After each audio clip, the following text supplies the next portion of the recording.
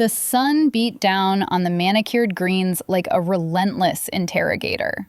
Each blade of grass clipped to impossible perfection, releasing that sharp green scent that clung to my skin after endless shifts.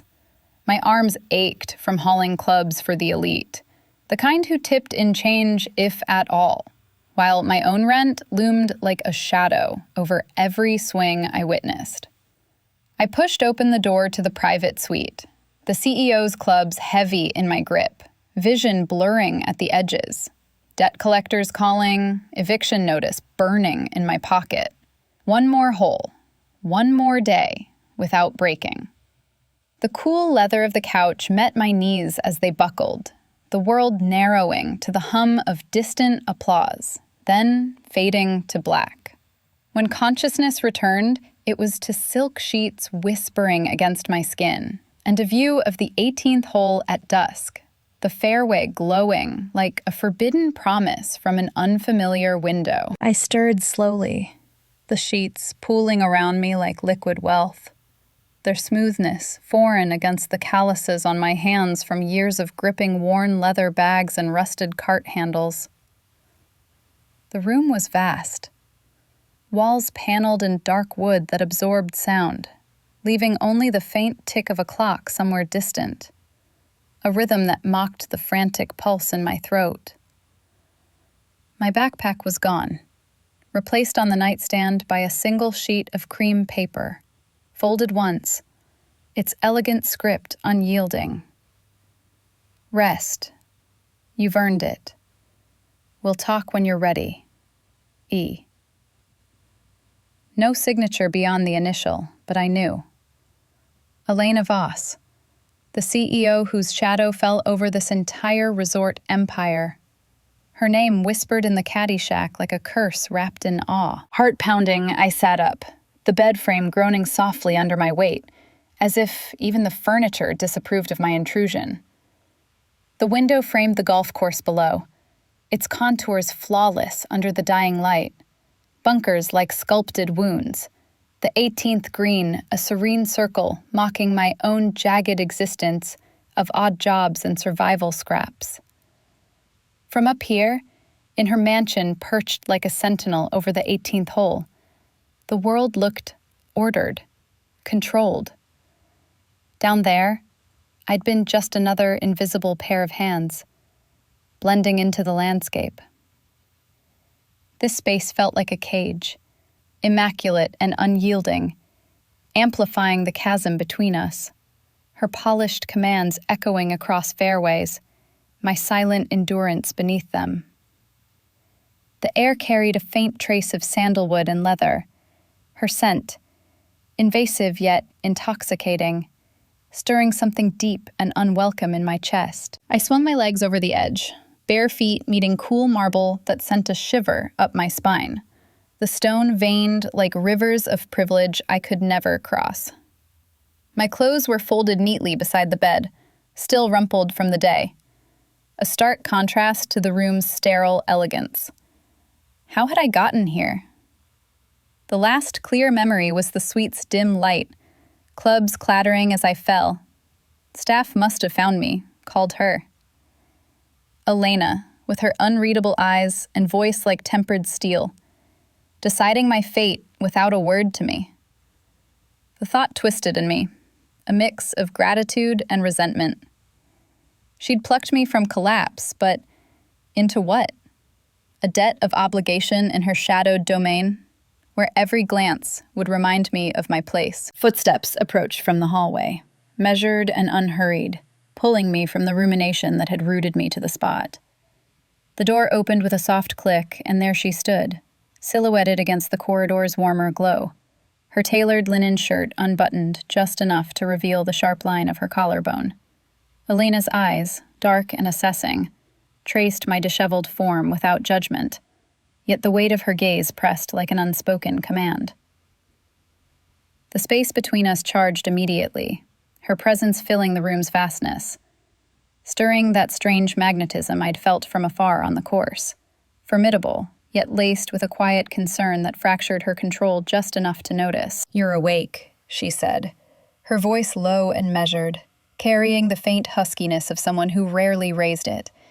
She stepped closer, the marble echoing faintly under her heels, and I caught the subtle shift in her posture, shoulders easing as if my stirring relieved some private tension. "The staff found you in the suite after the final round. You collapsed carrying my clubs. Hospital seemed excessive. I brought you here instead." Her words were precise, revealing nothing of motive, but the authority in them was absolute, an act of mercy wrapped in ownership. I opened my mouth to protest, to demand my bag and an exit, but vulnerability clamped it shut. Admitting the grind, the endless loops around these greens for tips that barely covered bus fare, felt like exposing a wound. The silence stretched, heavy and charged, her proximity amplifying the ache of displacement. She nodded subtly, acknowledging the divide without pity, her eyes lingering on the faint bruises from cart straps on my forearms. "Coffee?" she offered, turning toward the door, the movement fluid, expectant. I followed, drawn despite myself, into the reality of her world, a mansion that overlooked not just the course, but the fragile line between survival and surrender. The hallway stretched before us like a vein of polished marble, its walls lined with abstract paintings that whispered of auctions and exclusivity, colors bleeding into each other in ways my world never allowed. Elena walked a step ahead, her posture straight yet unhurried, the faint click of her heels marking time I couldn't afford to lose. I trailed behind, my socked feet silent on the cold floor, each step amplifying the disparity. Her world of seamless control, mine of scraped-together endurance. The air here was cooler, laced with that same sandalwood trace, wrapping around me like an invisible tether, pulling me deeper into her domain. I cleared my throat, the sound swallowed by the vastness. Why here? Why not just let the staff call an ambulance? My voice came out smaller than intended, edged with the stammer of someone unused to being seen, let alone saved.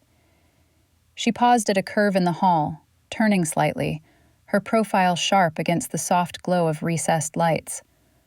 Those eyes met mine again, unreadable at first, but a flicker crossed them. Concern, perhaps, buried beneath layers of practiced composure. "Hospitals are chaos," she replied, her tone low and measured, each word deliberate, like a swing calculated for distance. "You needed rest, not fluorescent lights and questions. My driver brought you up. It's efficient." Efficient. The word hung between us, laced with her unspoken authority, the kind that turned decisions into fates accompli. I stopped, the marble chilling my soles, forcing me to confront the charge in the space we'd closed. Her proximity stirred something magnetic, unwelcome. A pull toward the formidable woman who'd built this empire from boardrooms and backroom deals, her ruthlessness a legend among the caddies. Yet here, in the echo of this hallway, she seemed almost human, the linen of her shirt shifting with her breath, revealing the subtle tension in her shoulders. "I didn't ask for this," I said, vulnerability cracking through, my hands clenching at my sides. The grind, hauling for those elites all day, every day. Tips that vanish into bills, shifts that blur into nights without sleep. I'm no one's charity case. She didn't flinch, but her gaze traced the lines of exhaustion on my face, the faint dirt smudged from the green still clinging to my skin. A subtle nod acknowledged the divide, her expression softening just enough to hint at the isolation she carried, the weight of command that left no room for weakness. "No one is," she murmured, stepping closer, the air thickening with the hum of proximity, her scent intensifying, a sanctuary and a cage all at once. The polished echoes amplified our breaths, sinking in the silence, and for a moment, the power imbalance hummed tangible, her presence both barrier and bridge. I felt exposed, the class chasm yawning wider, her tailored ease against my rumpled survival. Yet that magnetism tugged, stirring longings I'd buried under the fairway's relentless green. She held my gaze a beat longer, then turned, resuming her path. "Coffee," she said again, the offer a quiet command, leading me toward the sunlit kitchen where the conversation could simmer without the hallway's stark exposure. I followed, the encounter's charge lingering like static on my skin, the first fracture in the walls between us. The kitchen unfolded like a revelation, sunlight spilling across a vast island of veined quartz, its surface gleaming under the soft hum of hidden vents. Elena moved with practiced grace, filling 2 porcelain cups from a gleaming machine that whispered steam, the aroma of rich, dark roast cutting through the lingering sandalwood. She slid one toward me, her fingers brushing the edge without touching mine, and gestured to a stool that felt too high, too polished for my frame. I perched there, the cool leather seat a stark reminder of my earlier collapse, my hands wrapping around the warmth as if it could anchor me against the mansion's pull. She leaned against the counter opposite, her own cup untouched, eyes fixed on me with that probing intensity, not pity, but a quiet dissection of the exhaustion etched into my posture. "How long have you been carrying like that?" she asked, her voice low, threading through the sunlit space like a careful incision. No judgment colored it, only the measured curiosity of someone accustomed to reading ledgers of human frailty. I sipped, the bitterness grounding me, and met her gaze, the steam curling between us like unspoken barriers. "Years," I admitted, the word heavy, pulling forth fragments I'd buried under the rhythm of fairways and four-caddies. Double shifts at the course, nights stocking shelves at the pro shop. Tips from the elites barely cover the bus home, let alone the debt piling up from my sister's medical bills. It's survival, not a life. Her expression shifted subtly, a flicker in those unreadable depths, as if my words mapped a terrain she navigated from afar. She set her cup down, the porcelain clinking softly, and straightened, the linen of her shirt catching the light to reveal the formidable lines of her build, shoulders broad from years of shouldering empires, not clubs. "This resort," she began, gesturing vaguely toward the window where the course sprawled below, "is mine. Voss Enterprises built it from a single 9-hole plot into a chain of sanctuaries for the world's elite. The course here, overlooking those estates, is my private escape. A place where control isn't just maintained, it's sculpted." Her words painted her world in broad, unyielding strokes. Boardrooms that swallowed lesser ambitions. Deals struck over greens that demanded perfection. Yet beneath the revelation, I sensed the isolation, the weight of a throne that allowed no equals.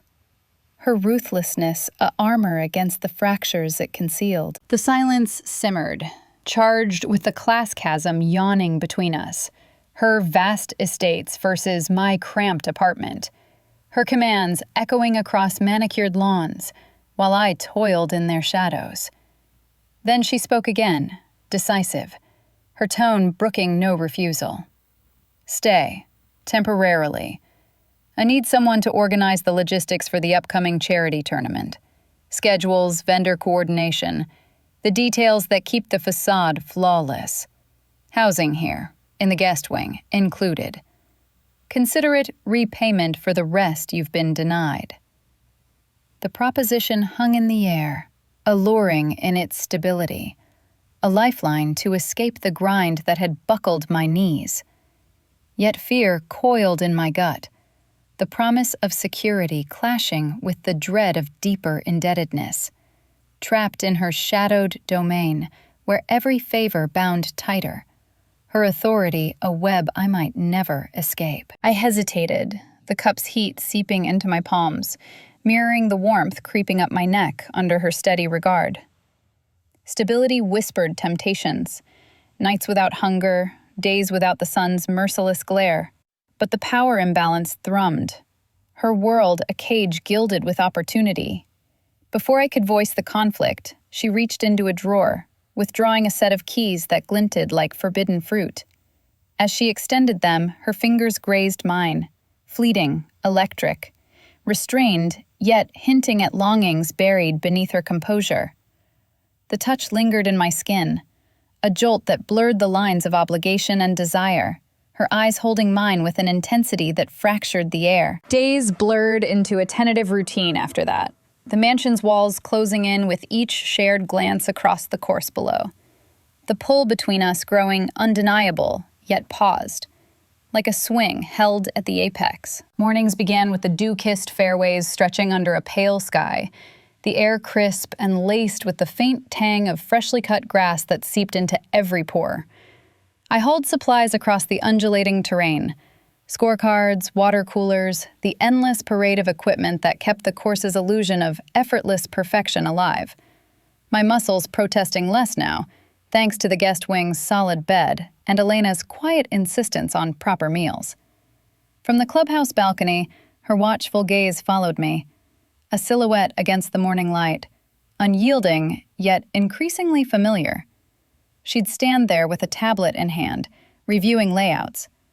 But I felt the pull of her attention, a subtle acknowledgement that bridged the green expanse between us. Assisting with client meetings blurred the lines further, the conference room's glass walls framing the 18th hole like a living backdrop. I'd arranged the polished mahogany table, placing agendas with hands that still bore faint calluses from club grips, while Elena commanded the space, her voice a low cadence dissecting market trends and sponsorship deals. Our hands would brush over scorecards during strategy sessions, accidental at first, then lingering just a fraction too long, her skin warm and steady against mine, the contact sending a restrained spark through the professional veil. The air thickened with that unspoken restraint, her formidable presence a constant hum, as if the room's sterile efficiency amplified the tension coiling between us, her empire's gloss clashing against my ingrained wariness of such proximity. Evenings drew us into the private suite, the low light from desk lamps casting her features in intimate relief, shadows softening the sharp edges of her jaw as we reviewed schedules side by side. The mansion's hush enveloped us, broken only by the rustle of papers and the distant murmur of the course's night crew. Subtle shifts emerged in those hours, her laughter, rare and genuine, bubbling up at my wry observations on the wealthy quirks, their fumbled swings mirroring their boardroom blunders, the way a missed putt echoed a botched merger. It bridged the gulf of our origins, her polished anecdotes of ruthless climbs revealing cracks in the armor, while I shared glimpses of my grit, nights evading debt collectors, the invisible labor that fueled her playground. The class divide sharpened in those confessions, her vast resources a barrier she'd erected for survival, my resilience a mirror to the vulnerabilities she guarded fiercely. One afternoon, sudden rain lashed the greens, turning the fairway into a slick mirror of storm clouds. Clients scattered, but Elena and I sought shelter under a shared umbrella near the 18th tee box, our bodies close against the downpour's patter, shoulders brushing with each gust. The fabric strained above us, droplets tracing cold paths down my neck, but her warmth pressed near, a sanctuary amid the chaos. Her free hand steadied the pole, fingers inches from mine, the air humming with heat that had nothing to do with the summer squall. We stood in silence at first, breaths sinking to the rhythm of the rain. Then she murmured something about the storm's unpredictability, mirroring deals gone awry, her voice huskier, laced with a tension that mirrored the pull in my chest. The moment stretched, bodies aligned under the meager cover, unspoken longing building like thunder, her gaze flicking to my lips before pulling away, restrained yet electric. Those routines wove us closer, the course no longer just a backdrop, but a shared terrain, where power's edge dulled through proximity, laughter easing the weight of our divides. Yet, the mansion's walls still closed in with each glance. The magnetism undeniable, paused at the brink. One night, as we pored over vendor lists in the dim study, a misplaced file slipped from the stack, its pages fluttering open to reveal her private ledger. Irregularities stark against the neat columns, pulling us into a confidence that shattered the fragile routine. The study's dim light pooled across the desk like spilled ink, the air thick with the musty scent of aged paper and the faint, underlying trace of Elena's sandalwood cologne that seemed to permeate every corner of her world. We had been sifting through vendor lists for the tournament, my fingers tracing lines of figures that blurred in the late hour, when the file tumbled free, its cover worn at the edges, pages fanning out to expose entries that didn't align, numbers jagged against the resort's otherwise immaculate financial grid. Elena's posture tensed immediately, her shoulders drawing inward as if the ledger had struck a nerve, her hand hovering above the pages without retrieving them. I froze, the irregularities pulling at me like exposed roots beneath the course's perfect turf.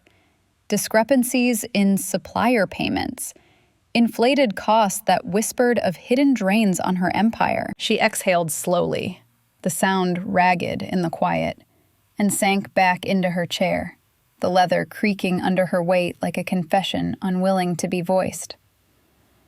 Her eyes, usually so unreadable, flickered with a fracture I hadn't seen before, the formidable lines of her face softening into something raw, unguarded. "It's not what it seems," she murmured, her voice low and threaded with the huskiness of fatigue, as if the words had been bottled too long amid the ruthless climbs that had built Boss Enterprises. "Years of boardroom battles," she confessed then. Her rise from a modest scholarship to commanding this chain of resorts, a ladder slick with compromises. Deals that isolated her in towers of glass and green, the private course below a facade for the fractures within.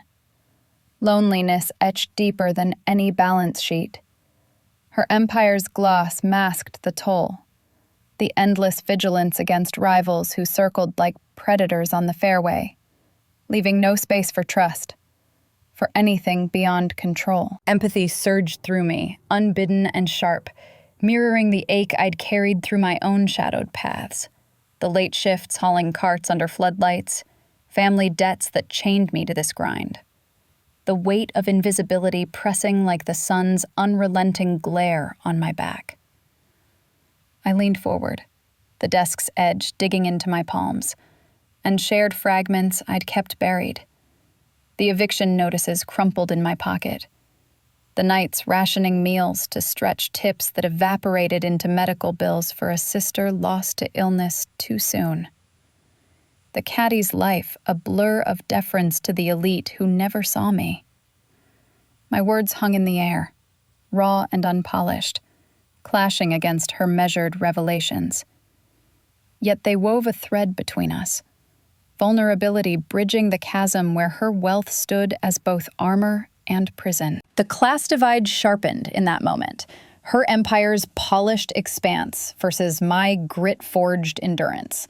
The mansion's opulence a stark counterpoint to the cramped rooms I'd fled. Yet it was her isolation that echoed my own, pulling us closer through the shared currency of unspoken longings. She watched me, her gaze tracing the lines of exhaustion on my face, the calluses that marked my hands like badges of a different war. And something shifted in the silence, a recognition that beneath her authority lay the same quiet desperation I'd known, her ruthlessness a shield against the fractures I'd glimpsed in my own mirror. A moment of stillness settled then, the lamp's glow casting long shadows across the desk, her hand lingering near mine on the scarred wood surface, fingers inches apart yet humming with the tangible ache of restraint. The space between us charged, breaths sinking in the hush, her proximity a magnetic pull that stirred the air into something electric, intimate. The power imbalance fracturing further as vulnerability exposed the woman behind the CEO. Neither moved, the silence stretching like a held breath, her scent wrapping around me. Sanctuary and cage intertwined. Resolve formed in that pause, unspoken yet binding. We would tackle the irregularities together, unravel the threads threatening her facade, nights extending into collaborations charged with this new, fragile confidence. The study's dimness yielding to a partnership that blurred the lines we'd both guarded so fiercely. The charity tournament unfolded like a meticulously scripted performance. The clubhouse alive with the murmur of elite donors and the clink of crystal glasses toasting causes they barely understood. Elena and I coordinated from the edges, our teamwork seamless in the chaos. Me handling the vendor placements with quick notes on my clipboard, her directing the flow with a nod or a low command that carried across the room like an undercurrent. Amid the crowd's polished chatter, our glances intersected often, charged with the shared secret of the ledger's shadows we'd begun unraveling in stolen hours. Her presence beside me felt less like oversight and more like alliance, the power dynamic shifting subtly as I anticipated her needs, passing her a revised schedule before she asked.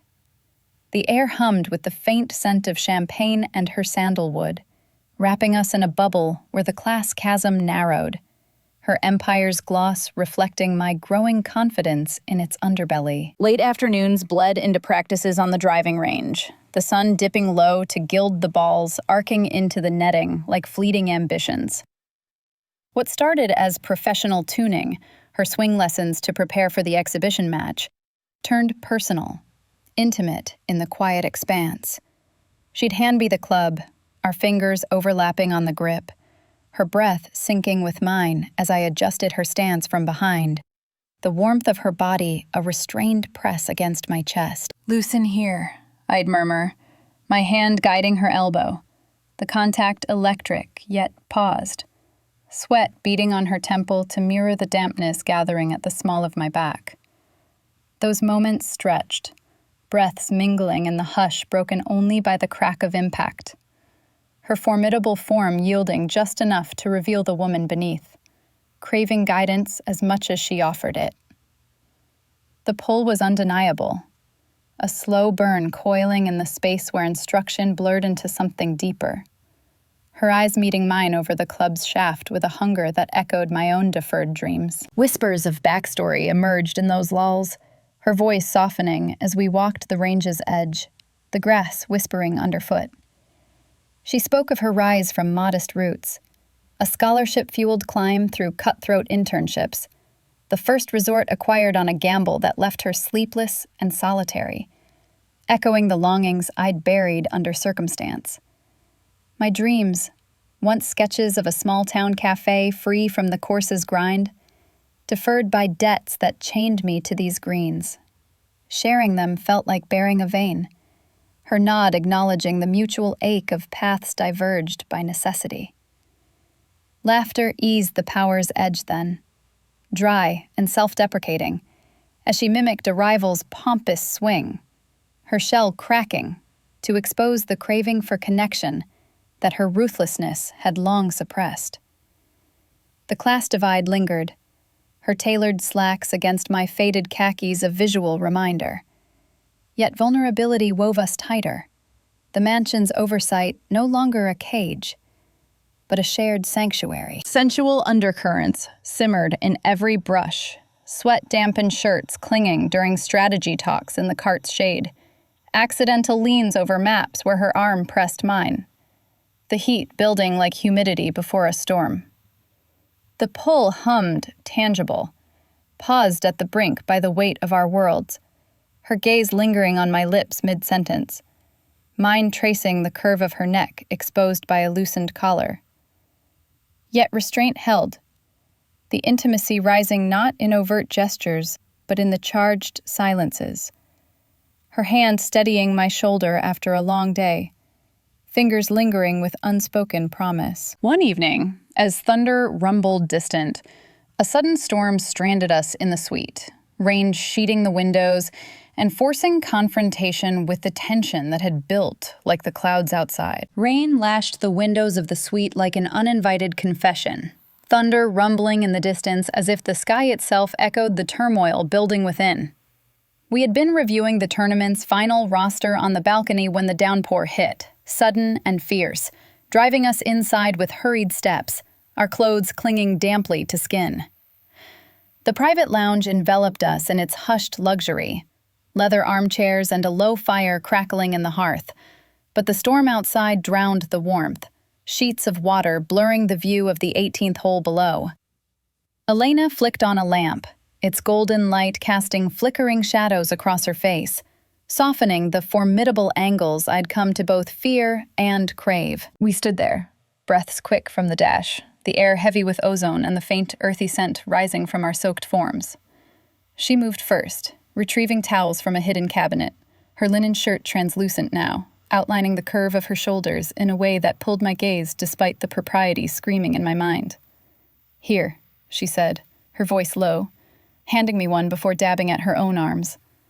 I accepted it, the fabric soft against my chilled skin, but as I wiped my face, a stray droplet traced down my arm. Her fingers intercepted it, tentative, tracing the path with a gentleness that belied her command. Electric, the contact sending a shiver deeper than the storm's chill. Her touch lingering just long enough to fracture the restraint we'd both maintained. The proximity sheltered us from the gale, but it amplified everything unspoken. Our bodies inches apart in the lounge's confines, the fire's warmth doing little to ease the tension coiling between. She stepped back slightly, eyes meeting mine, unreadable yet vulnerable in the lamplight, and the silence broke like the thunder outside. "This tower," she murmured, gesturing vaguely to the walls that enclosed her world. "It's a prison of my own making. Loneliness carved into every deal, every acquisition. The ruthlessness that built Voss Enterprises left no room for anything real." Her admission hung raw, the CEO's armor cracking to reveal the isolation she'd confessed in fragments before, her wealth a barrier she'd erected against the world, resenting its cold isolation even as it shielded her. I leaned against the mantel, the heat seeping into my back, mirroring the ache in my chest. "And me? Just another employee in your shadow, hauling your vision while fearing I'll vanish into the greens like so many before." My voice trembled, the fear spilling out. Being seen, yet disposable. The class chasm a yawning void where her estates loomed and my resilience stood as both strength and solitude, a mirror to the self she'd lost in the climb. She watched me, the firelight dancing in her eyes, and nodded, the subtle motion acknowledging the divide we'd danced around. Her fortune a cage she wielded, my grit a defiance that challenged it, yet pulled us inexorably closer through shared fractures. The storm raged on, but in that lounge, the air hummed with restrained desire. Our gazes culminating in a held breath, lips parting in unspoken invitation, hers fuller in the shadows, mine dry with anticipation.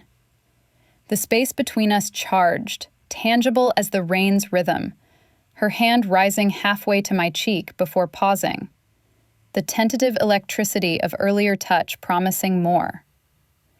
Neither bridged it fully, the power imbalance softening into mutual longing, vulnerability weaving an emotional bridge amid the thunder's underscore. As the clouds parted, clarity dawned with the first break of moonlight, the 18th hole emerging silver below, leading us toward a decisive trust that blurred the lines forever. Morning light filtered through the suite's heavy drapes, casting a soft haze over the rumpled towels and scattered papers from the night before, the storm's fury reduced to a distant drip against the eaves.